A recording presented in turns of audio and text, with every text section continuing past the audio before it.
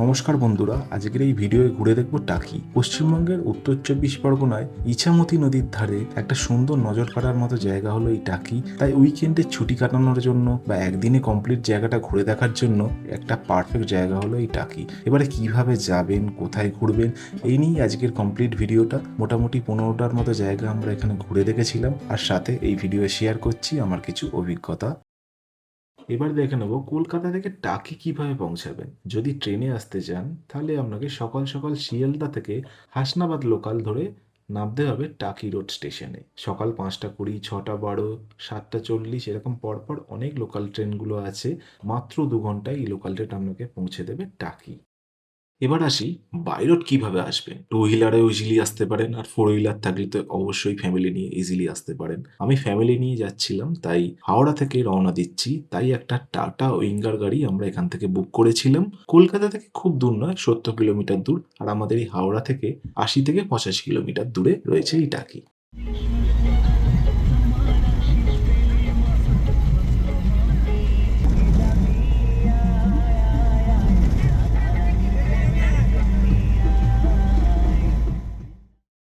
ব্রেকফাস্টের জন্য দাঁড়িয়েছিলাম নোনামাটি বলে একটা রেস্টুরেন্টে। এটা অন দ্য ওয়েতেই বালিহাটি নামে একটা জায়গায় পড়ছে। এখানের খাওয়া দাওয়া ছিল যেমন সুন্দর, আর সাথেই রয়েছে আশপাশের প্রাকৃতিক দৃশ্যের এক মনোরম ছবি। সকাল সকাল ঠান্ডায় গরম গরম লুচি, ব্রেড, অমলেট এসবই নিয়েছিলাম। খাওয়া দাওয়া, একটু আড্ডা, ফটো তোলা, এইসব শেষ হওয়ার পর আমরা রওনা দিই একদম ডাইরেক্ট টাকিতে।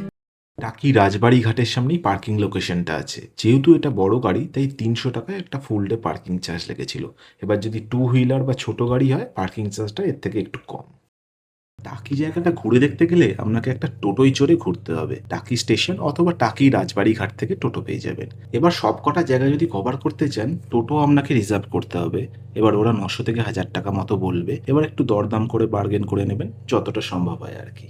ইছামতি নদীর পাশ দিয়ে যেতে কিন্তু আপনার বেশ দারুণ লাগবে, এবং যাবার পথে দেখবেন বেশ কয়েকটি পুরানো দিনের বাড়ি। শুনলাম এই জায়গাটায় নাকি বেঙ্গলি মুভি 8টা 8-এর বনগা লোকালে শুটিং হয়েছিল। আর এখানের যারা টোটো চালক এই টাকি জায়গাটা পুরো যেমন ঘুরেও দেখাবেন, আর জায়গাটার ব্যাপারে সুন্দর গাইডেন্স দেবেন, যেমন কোথায় কি শুটিং হয়েছিল, কোথায় কি দেখার আছে, কেনই বা আছে, কি জন্য আছে, নানান রকম নানান তথ্য। এবারে আমরা চলে এসেছি বেঙ্গলি মুভি গয়নার বাস্ক মুভির শুটিং লোকেশনে।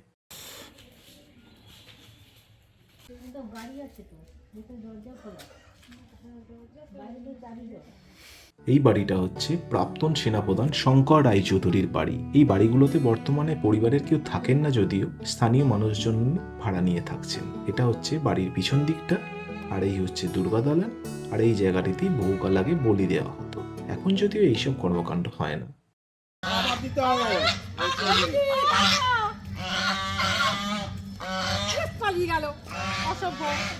এই হচ্ছে ব্রিটিশ টাইমের নলকূপ। এটা যদিও এখন কালার করে দেওয়া হয়েছে বলে ব্রিটিশ টাইমের বলে ফিলিংসটা আসছে না।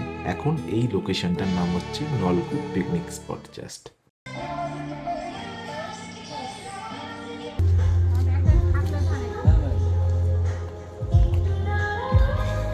এই জায়গাটাই হচ্ছে কৌশিক গাঙ্গুলির বিসর্জন মুভির শুটিং স্পটের লোকেশনটা। এই মুভিটা যদি না দেখে থাকেন তাহলে অবশ্যই দেখুন, কারণ এখানে আবির চ্যাটার্জি এবং জয়া আহসানের কিন্তু একটা অনবদ্য রোল আছে। আর মুভিটা যদি দেখা হয়েও থাকে তাহলে কমেন্টে অবশ্যই জানাতে ভুলবেন না।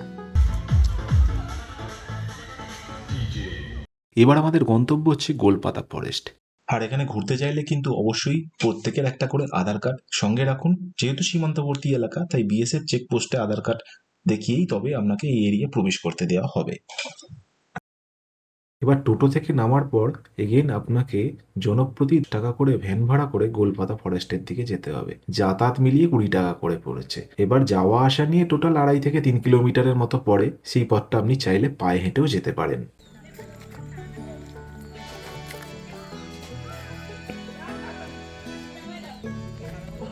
পিয়ারে একটা ছোট্ট কামড় বসানোর পর আমরা এবার ঢুকতে চলেছি মিনি সুন্দরবন, মানে আমাদের গোলপাতা ফরেস্টেই।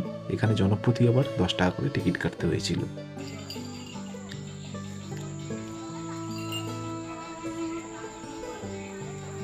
বেশ সুন্দর একটা মনোমুগ্ধকর জায়গা এটা।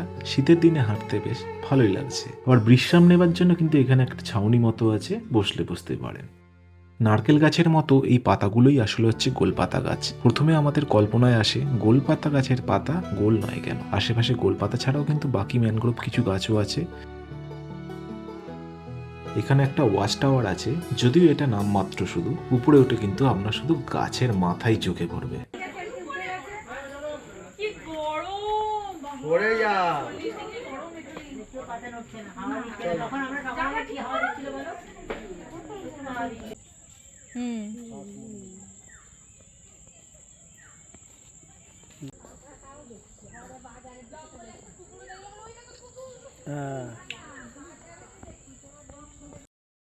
এবার চলে এলাম ইছামতি নদীর ধারে ভিউ পয়েন্টটায়। আমি এখন ভিডিও করছি ইন্ডিয়া থেকে, আর আমার ঠিক অপর প্রান্তে রয়েছে বাংলাদেশ, আর মাঝ দিয়ে বয়ে গেছে ইছামতি নদী।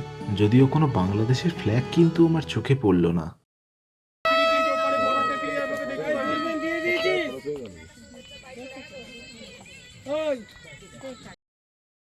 ডাবের জল খেয়ে আমাদের পরবর্তী গন্তব্য হচ্ছে মালদ্বীপ রিসর্ট।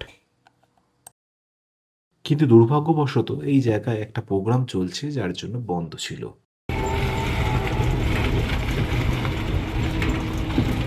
এখন আমরা চলে এসেছি টাকির জোড়া শিব মন্দির দর্শনে। পাশেই দেখতে পাচ্ছেন এক বিশাল পুকুর, আর তার এক ধারেই রয়েছে এই জোড়া শিব মন্দির দুটি।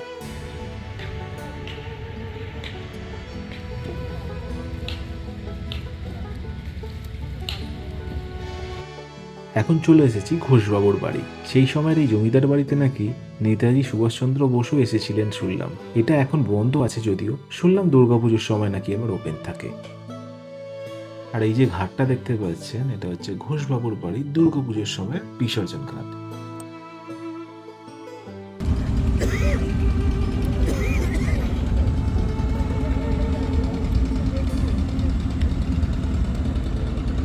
এখন চলে এসেছি টাকির ত্রিশক্তি দেবীর মন্দিরে। এই মন্দিরটা স্বামী সর্বানন্দগিরি মহারাজ প্রতিষ্ঠা করেছিলেন। তারা মা, দক্ষিণাকালী আর বগলামুখী মা, এই তিন ঠাকুর নিয়ে এখানকার ত্রিশক্তি মন্দির। এরপর চলে এলাম টাকি রাজবাড়ি বা পুবের রাজবাড়ি নামে পরিচিত। এটা 10 টাকা করে জনপ্রতি টিকিট কেটে ঘুরে দেখতে পারেন এই দারুণ ঐতিহাসিক জায়গাটা। কমলাকান্ত রায়চৌধুরী এই রাজবাড়ির প্রতিষ্ঠাতা ছিলেন। চলুন আশেপাশের কিছু দৃশ্য আপনাদের সাথে শেয়ার করে দেখাই। এই যে দালানটা, এই দালানটাই সামনে আছে। আচ্ছা, দালানের সামনে এই যে জায়গাটা কাঁচা মতন পালা, এখানে পাঠা বলি মোষ বলিটা দেওয়া হয়, সেটা আপনি সামনে গেলে দেখতে পাবেন। হ্যাঁ, এখানে খাওয়া দাওয়া করতে হবে। আর এখন এই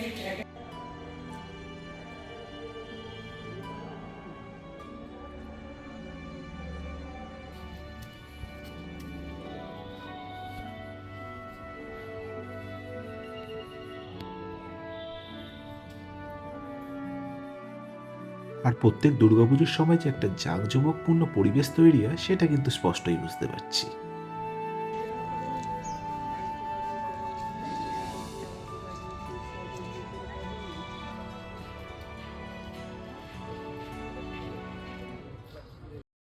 আর এই লোকেশনটা হচ্ছে রক্তবীজ মুভির শুটিং স্পট।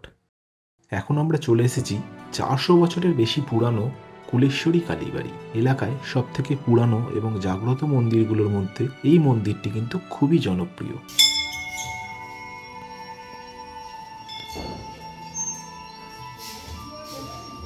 এখন আমরা চলে এসেছি টাকির বিখ্যাত রামকৃষ্ণ মিশন আশ্রম এবং স্কুল দেখতে।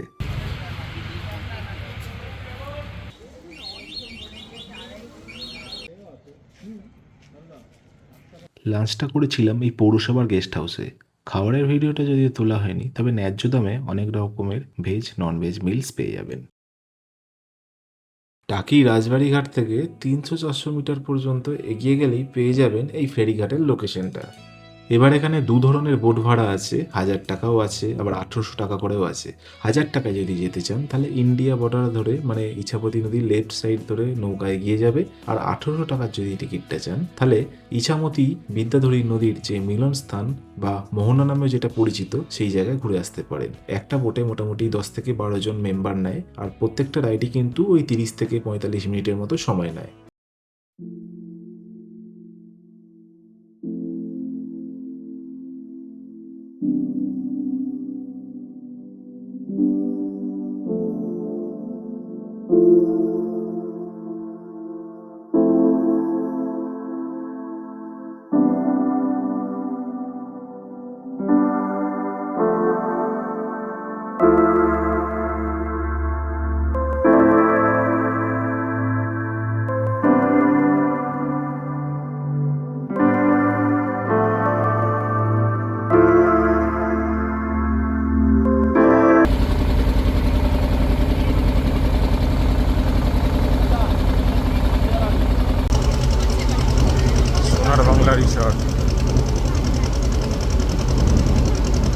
মোহনা, এইখানে কালিন্দী, বিদ্যাধরী, ইছামতি 3টে নদীর সঙ্গমস্থল।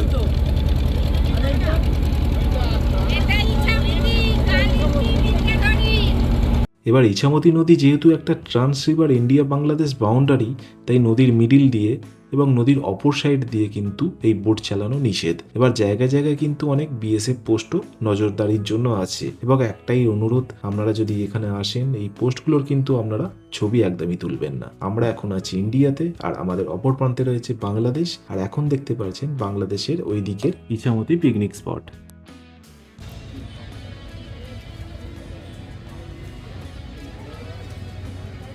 এবার বোটিংটা শেষ করার পর আমরা চলে এলাম আই লাভ টাকি পয়েন্ট, এবং আমাদের এটাই হচ্ছে শেষ গন্তব্যস্থান।